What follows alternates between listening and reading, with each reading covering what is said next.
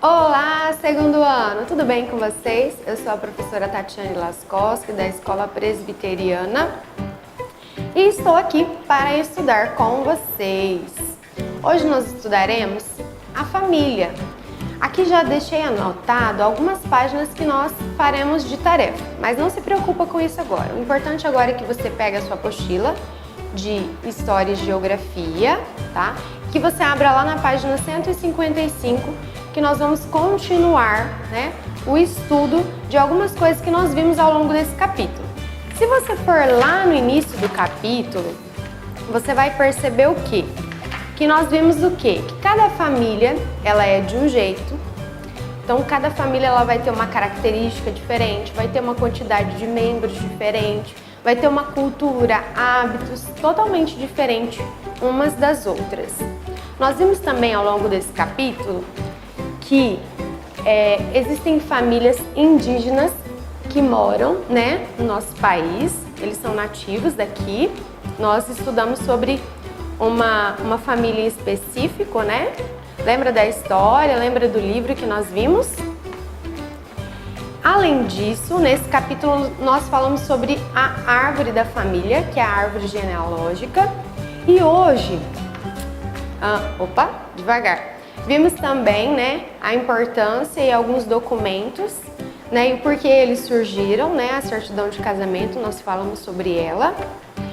E hoje nós vamos ler um texto que está na página 155, que é um texto de uma pessoa, né, de uma pessoa que faz parte de uma das primeiras famílias que vieram para o Brasil, tá bom?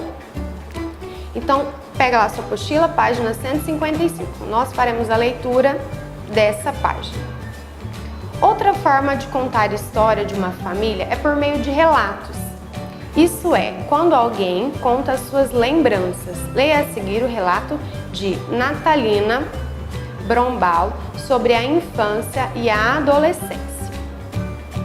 Nasci em um dia de Natal, em 1932. Por isso me chamo Natalina. Até os 8 anos, morei em uma casa de barro, na fazenda Sete Quedas, que ficava em Campinas, São Paulo. A minha família era muito grande.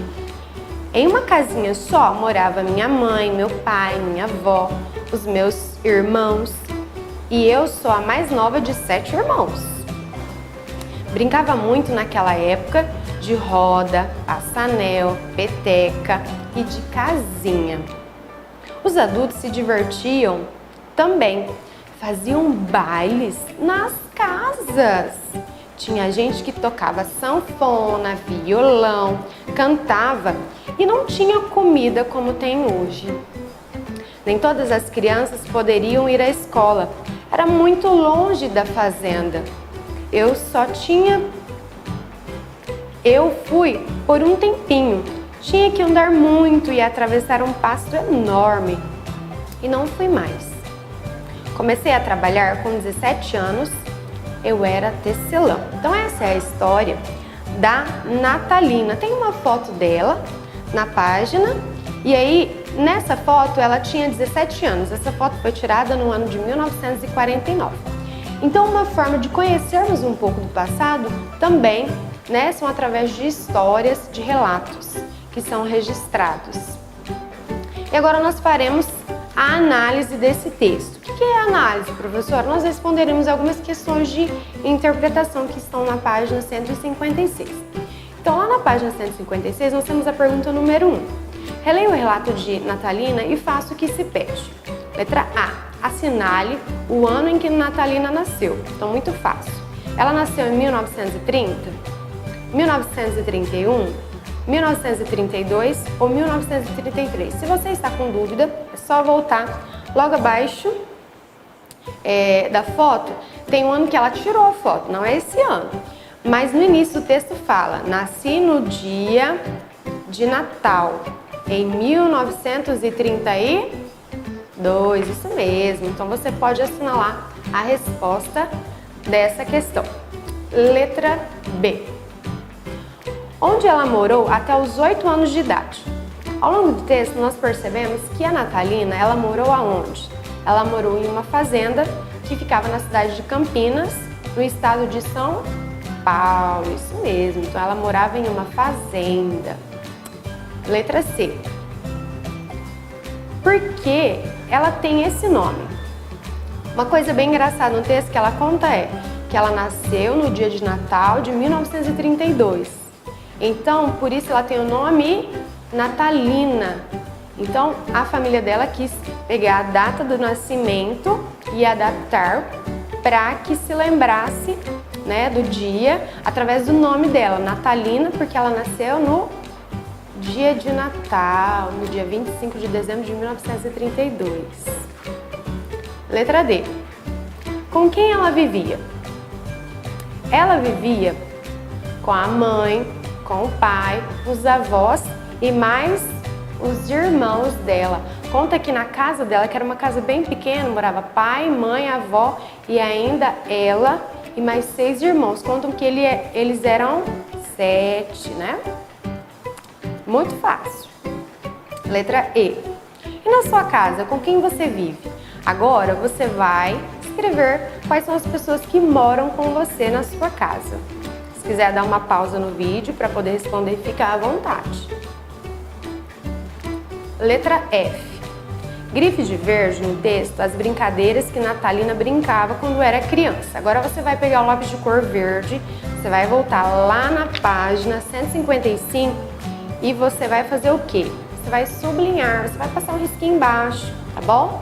Então olha só, brincavam muito naquela época de roda, né, que é cirandinha, se eu fosse um peixinho, brincava-se muito de passa-anel, peteca e boneca e casinha. Então essas são as brincadeiras, né, que menciona que ela brincava. Então isso você vai sublinhar com lápis de cor verde. Letra G. Grife no texto com lápis vermelho como os adultos se divertiam. No texto também fala que os adultos faziam o que nas casas? Ó, tá no parágrafo seguinte. Fala que os adultos se divertiam fazendo o que? Bailes nas casas, né? Eles faziam festas nas casas. Que tinha gente que tocava o que? Sanfona, violão e cantava. Então eles faziam festas nas casas, bailes, tocavam sanfona, violão e cantavam, né? Então isso você vai sublinhar com lápis de cor vermelho, tá bom? Agora, a pergunta número 2, no final da página 156, tá pedindo o seguinte: releia as brincadeiras que Natalina citou e escolha a sua favorita. Agora você vai voltar nas brincadeiras, fala que eles brincavam de roda, de passanel, de peteca, de boneca de casinha. Você, dentre essas brincadeiras, você vai escolher aquela que você mais gosta, tá bom? E aí você pode brincar, né? E tirar uma foto e me mandar. Vou amar ver, tá bom? Você vai fazer isso na sua casa justamente porque aqui tá falando pra você fazer com os seus colegas, mas como a gente não está na escola, você vai fazer isso na sua casa com as pessoas que vivem com você.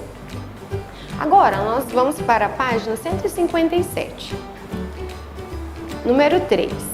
Isabel é uma menina curiosa. Um dia, observando uma fotografia antiga com a sua mãe, descobriu algo muito importante sobre o seu passado, de sua família. Leia o texto e faça o que se pede. No fundo de uma caixinha. Ah, mamãe, me dá essa bonequinha. Não é boneca, minha filha. É o retrato da sua vovó Beatriz. Ué, essa avó eu não conheço. Só conheço a vovó Diná e a vovó Esther. Tem outras, é? Tem, mas é minha. Vovó Beatriz é sua bisavó. Fiquei olhando para o retrato e vi logo que não podia chamar de bisavó Beatriz aquela menina fofa, com um jeito de boneca.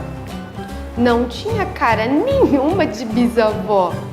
Vê lá, dava vontade de brincar com ela. Então olha só que interessante, aqui Esse pequeno texto da Ana Maria Machado, a gente vê um relato de que existia uma representação fotográfica, que não era fotográfica, era uma representação através de uma bonequinha de uma pessoa. Então essa daqui era a representação da bisavó da Isabel, tá bom? No final da página tá falando um pouquinho aqui da biografia da Ana Maria Machado, tá bom? A gente já viu bastante coisas sobre ela na nossa apostila, mas agora nós vamos para as questões referentes a esse texto. Na página 158 agora. Letra A. De acordo com o texto, quem era a menina que aparece na fotografia? Quem era? Era a vovó de Isabel? Era a bisavó? Quem era? Era a bisavó de Isabel, porque era a avó da mãe dela, né? Muito bem. Letra B. Assinale as alternativas que apresentam o que a fotografia revelou sobre Isabel. Uma pessoa que ela não conhecia? Então, era uma pessoa que ela não conhecia? Sim, ela não conhecia a bisavó dela, né? Então, você pode assinalar essa com X. Segunda, uma família inteira que ela não conhecia? Não, né? Nós percebemos que ali só tinha uma pessoa que era a bisavó. Então essa não. Próxima. Como algumas meninas se vestiam há muito tempo? Se você olhar lá na figura, com certeza você vai perceber algumas características sobre o vestido, chapéu e sapato. Então, nessa representação a gente consegue perceber como se vestiam. Então essa você pode assinalar.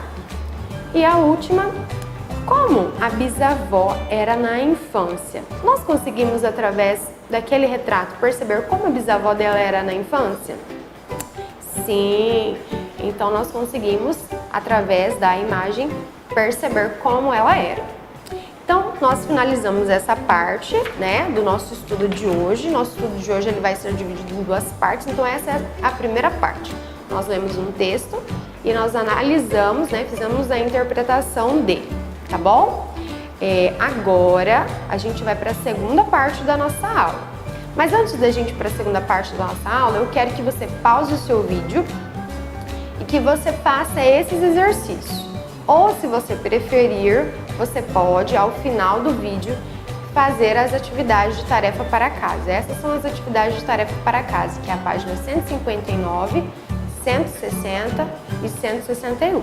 Tá bom? Então você vai responder essas questões agora, que são sobre esse capítulo que nós estudamos, referente à família. De onde vem cada família? Esse é um conteúdo que está na disciplina de História e Geografia da sua apostila. Nós iniciaremos lá na página 162. De onde vem cada família? Uma pergunta bem difícil de ser respondida, né? Entretanto, a autora ela trouxe algumas imagens que irão facilitar a nossa interpretação e o nosso pensar com relação a isso. Então vamos lá. Lendo a pergunta número 1 da página 162. Lendo o sobrenome das famílias, você acha que elas vêm do mesmo lugar ou de lugares diferentes? Então a gente não leu ainda, né? Quais dessas famílias mostradas têm costumes parecidos com os da sua família? Então vamos lá. Na primeira imagem está mostrando a família Suemoto. A família Suemoto adora jogar bola. Observe as características das pessoas que estão ilustradas na imagem. Os Pereiras se divertem pescando. Observe também as características. Os membros da família Abraão gostam de fazer refeições juntos. E a família Uquereque gosta de conversar enquanto caminha. Então, ao observar essas figuras, nós percebemos que cada uma das famílias tem características distintas de gosto, né? Vamos dizer assim, de hábitos e características físicas, né? A família Suemoto é uma família que ela é do Japão. A família Pereira é uma família da Europa. Já a família de Abraão é uma família da Síria, lá do Oriente Médio. E a família Uquereque é uma família que vem da África. Então, significa o quê? As famílias vêm de diferentes lugares do mundo. Então isso já responde à pergunta inicial do capítulo 4, tá bom? Agora nós vamos iniciar uma grande viagem, uma aventura, que vai estar contando um pouco sobre as famílias brasileiras. Então, agora você vai para a página 163 comigo. Vou iniciar a leitura. Você já viu que cada família é de um jeito e que a vida das famílias pode mudar bastante? Você já imaginou como eram as famílias há muitos anos? Em um passado muito distante, em um lugar que chamamos de Brasil, era habitado somente por povos indígenas, que são habitantes naturais, originais dessa terra. Eles se organizavam em aldeias com moradias feitas de materiais retirados da natureza, como folhas e troncos de árvores. Muitos desses povos originários mantêm a forma de construção de moradias de seus antepassados. Então, nessa página aqui, a gente consegue descobrir o quê? Que os primeiros povos que habitavam no lugar que hoje tem o nome de Brasil, que é o nosso país, eram os povos indígenas. Os povos indígenas. Então, eles são os primeiros habitantes, são os habitantes originais dessa terra. É isso que o texto vai trazer. E eles possuem algumas características bem particulares, que são, se você observar na segunda figura que está nessa página, você vai ver que eles construíam as casas deles utilizando materiais tirados da natureza, que são, troncos das árvores e folhas para fazer a cobertura das suas casas. Então, se eu te fizer a pergunta, quais são os primeiros povos que habitavam na terra que hoje nós chamamos de Brasil? O que você me responderia? Os indígenas, isso mesmo, muito bem. Lá na página 164, a autora vai continuar com o texto. Eu não vou fazer a leitura dele na íntegra, mas eu vou te explicar. Bom, a autora ela vai trazer aqui para você o seguinte. Ela vai trazer duas imagens. Uma imagem são dos portugueses. Então, os indígenas já estavam aqui e depois vieram os portugueses. Então, os portugueses foram os primeiros a vir para o Brasil, tá? E depois vieram os africanos. Então você vai observar que tem foto ao lado também mostrando os africanos. E cada um desses povos aqui, eles possuíam características e modos de viver distintos uns dos outros, que é o que nós chamamos de cultura, né? Então, se você perceber e observar, você vai notar que a roupa, que a vestimenta deles é diferente, a cor da pele, o cabelo, bem como na segunda figura que mostram os africanos, a casa deles, as características físicas. Então, tudo isso é distinto. E na última figura que foi trazida na página 164, nós temos fotos de pessoas chegando ainda hoje no nosso país. Nessa foto, a gente está vendo o desembarque de venezuelanos, que são pessoas que vêm de um país que se chama Venezuela, tá bom? E aí, lá na página 165, a autora vai continuar explicando pra gente por que os brasileiros eles têm características tão distintas. Se nós olharmos as fotos dos atletas brasileiros, nós entenderemos que o quê? É um povo que ele não possui características semelhantes. Por exemplo, se a gente olhar fotos de pessoas que moram lá no Japão, então a gente vai perceber o quê? Que eles possuem características muito semelhantes um do outro, Então a gente consegue ver a parte física muito parecida.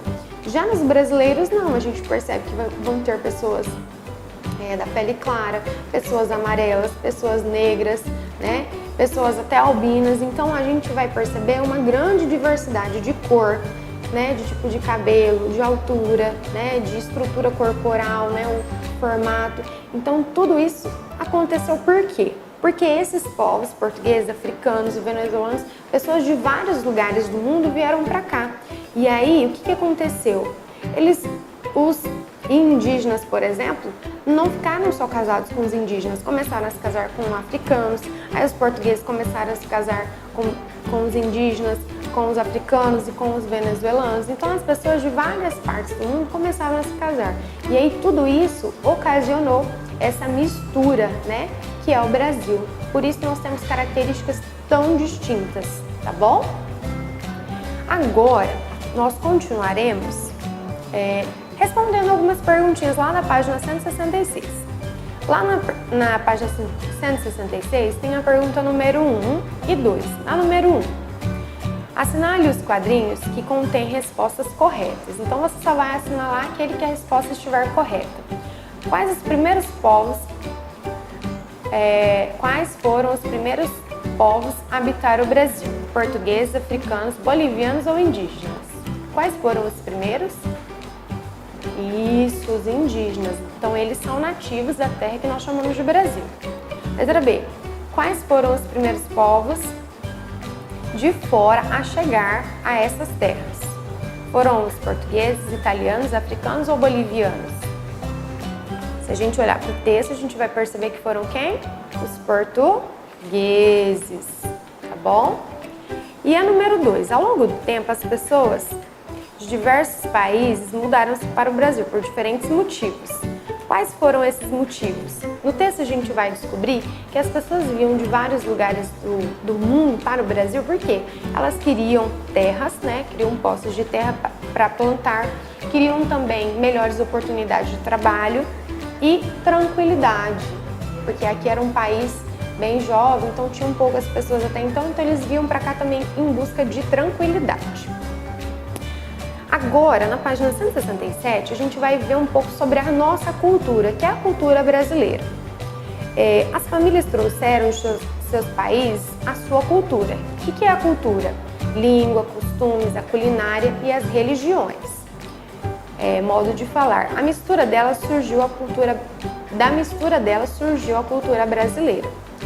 E aí aqui embaixo a autora trouxe várias imagens de lugares no Brasil que foram e que são influenciados por outras culturas.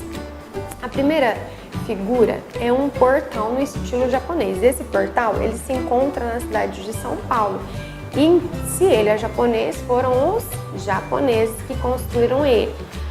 Ao lado a gente tem o quê? Uma casa no estilo dos alemães. Então, eles têm as casas deles construídas nesse modelo lá na Alemanha. Então, essa casa aqui, ela tá lá em Santa Catarina, porém é um estilo da cultura da Alemanha, tá bom?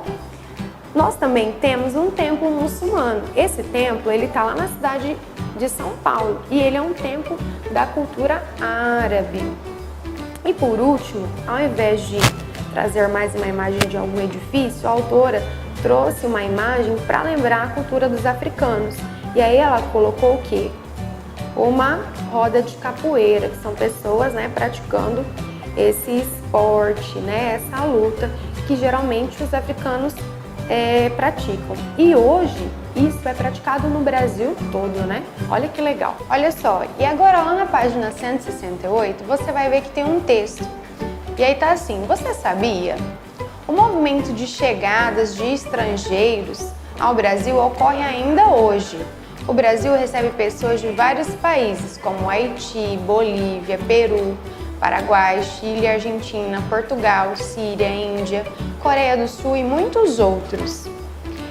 Esses estrangeiros são chamados de imigrantes. Em muitos lugares, feiras e festas são organizadas para que todos possam conhecer o melhor da cultura dessas pessoas. Então, ainda hoje, o nosso país recebe muitos imigrantes desses países que a autora destacou no texto. E são realizadas feiras para que nessas feiras eles mostrem e vendam, né, os produtos que são destaque do lugar da onde eles vêm, tá bom? Já na página 169, nós vamos ter outro subtítulo, que é Os imigrantes ontem e hoje. Então, o imigrante, nós já sabemos que são pessoas que vêm de outros países.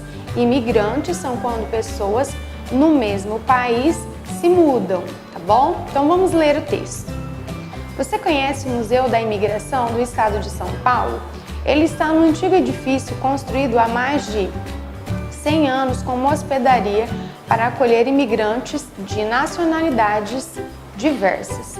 A hospedaria teve grande importância, pois recepcionava imigrantes e os ajudava a se integrarem à sociedade brasileira. Hoje, o acervo do museu preserva a memória dos mais de 2 milhões de pessoas que por ali passaram ao chegar no Brasil. Então, olha só, a fachada do Museu da Imigração é essa. E na segunda foto, a gente vai ver o interior. Então, esse é um lugar que a gente pode visitar e conhecer um pouco mais a respeito de como foi esse processo de imigração ontem e hoje. Porque a gente sabe que quando o Brasil começou, isso acontecia de uma forma e hoje é de outra maneira. Então é interessante a gente, se você um dia for para São Paulo, visitar esse museu para que você conheça mais, a respeito dos imigrantes e como ocorreu esse processo. Já na página 170, nós temos alguns exercícios. 2. Vamos fazer o número 1. Em 2016, o Museu da Imigração do Estado de São Paulo organizou a exposição Direitos Migrantes, Nenhum a Menos. O objetivo era mostrar que a migração é um direito humano, que os migrantes podem ter uma vida digna no lugar aonde chegam. Observe a imagem fácil que se pede. Então ali nós temos uma foto, do lugar, do museu, e aí nós temos algumas questões para que a gente pense e responda. Em sua opinião, o que os imigrantes devem receber ao chegar no país? Então agora você vai pensar o que é que um imigrante tem direito ao chegar num país novo. Bom, o imigrante tem direito à educação? Ele pode estudar? Sim, isso é uma coisa que o imigrante deve ter direito. Lazer. Sim, o que é lazer, professora? Lazer é poder se divertir, é poder ir a lugares, usufruir de parques, de lugares públicos, além do que cinema, entre outros lugares. Documentos.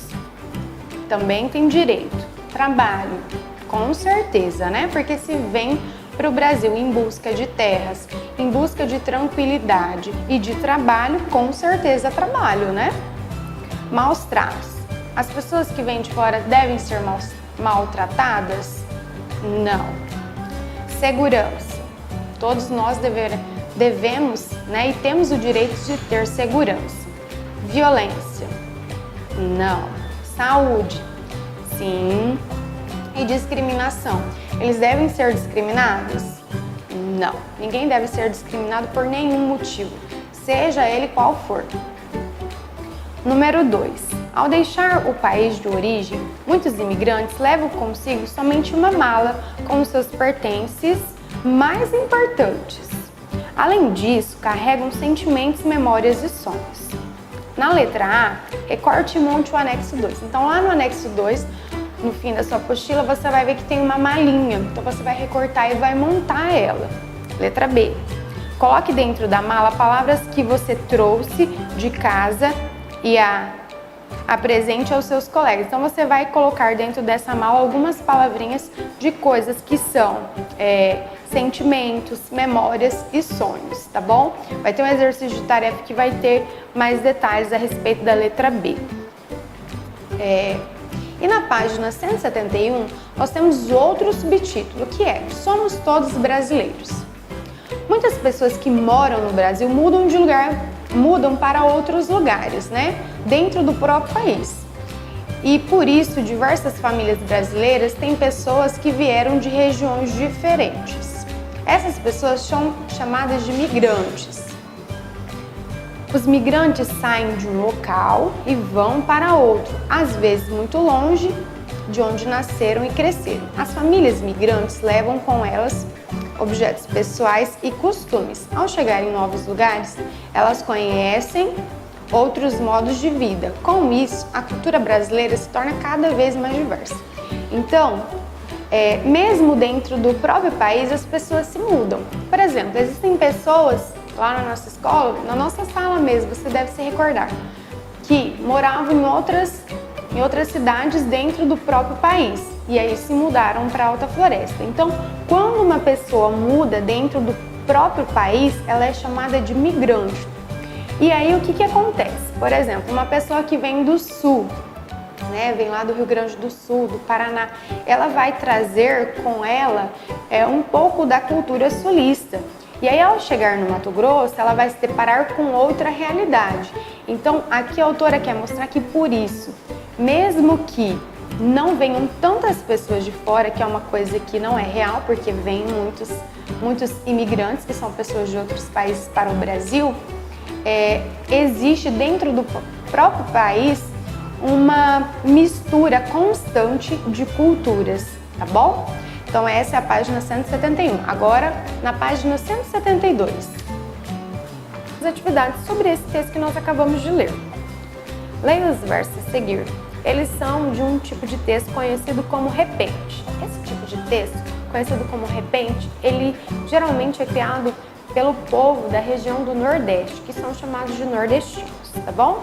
Repente de Francisco Paixão. E vai de novo a São Paulo. Eu vou lhes dizer a verdade. Ele vai fazer partida, viajar para outra cidade. A saída de João, aqui nos deixa saudade. Então, olha só, aqui nós temos uma repente, tá bom? Quem produziu ela foi o João Mauro. E aí, voz e violão de desafio. Provavelmente a gente consegue ouvir ela, tá bom? Como uma música. Agora, responda.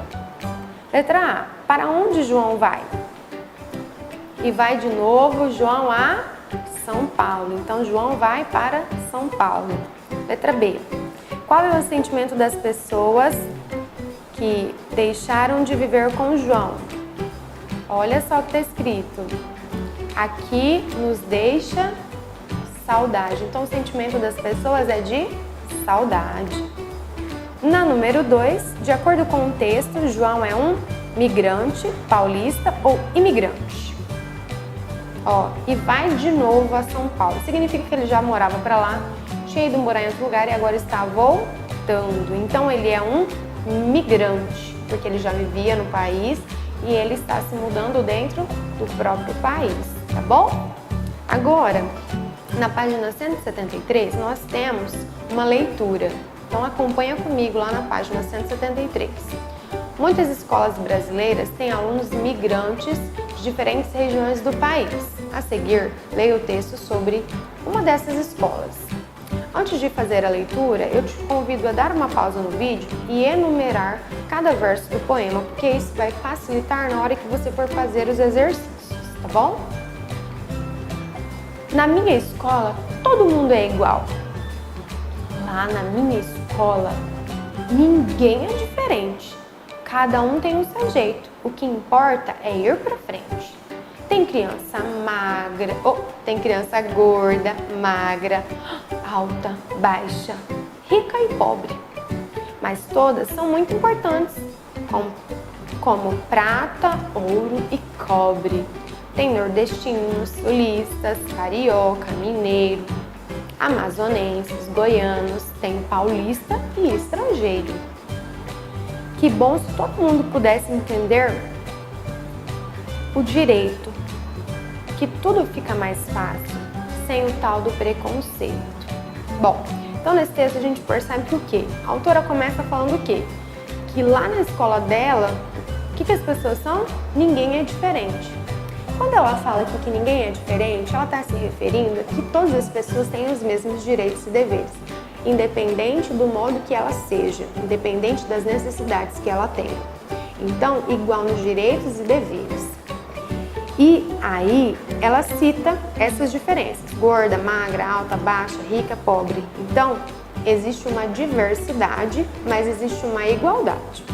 E aí ela cita alguns lugares, né, que as pessoas da escola dela vêm, tá bom? E aí, por último, ela cita preconceito. Olha só o que significa preconceito: opinião negativa e sem conhecimento sobre alguém ou alguma coisa. Olha só. Então, o preconceito é uma opinião negativa. Por exemplo, quando aqui ela cita pessoa gorda, quando eu falo assim, nossa, Ela é uma gorda baleia. O que eu tô cometendo?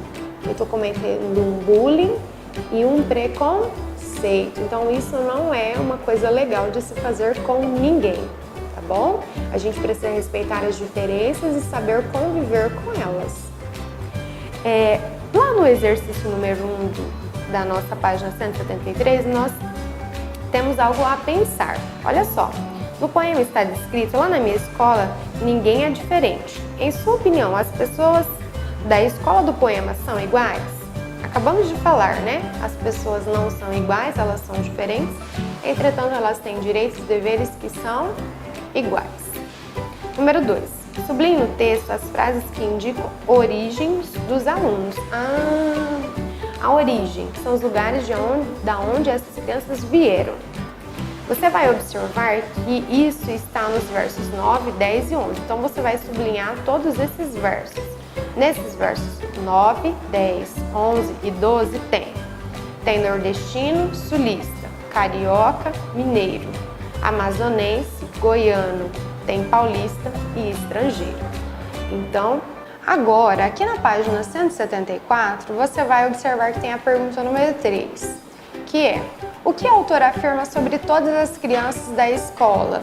Bom, a autora afirma que todas são importantes. Tá, mas como eu sei que todas são importantes? Ela faz uma comparação no verso 8, ó, no verso 7 e 8, ó, mas todas são importantes.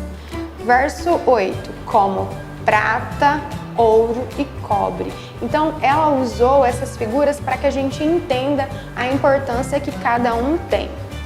Então, na resposta número 3, você pode escrever que todas as crianças são importantes.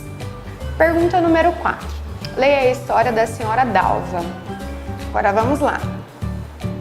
Minha família e eu sempre vivemos aqui na fazenda dos meus avós.